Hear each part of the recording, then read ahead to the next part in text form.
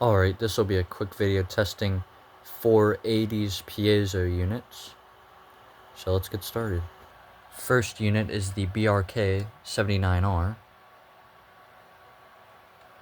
from 1984.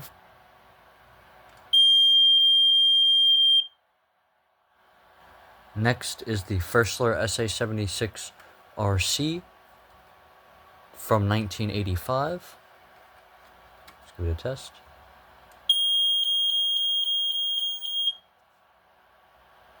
Next is the Family Guard FG888C from 1983. Let's give it a test.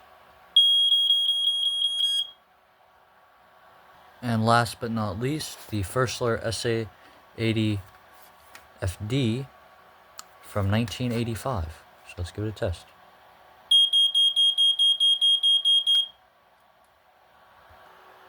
Alright, I hope you enjoyed, and I'll see you in the next one. Bye.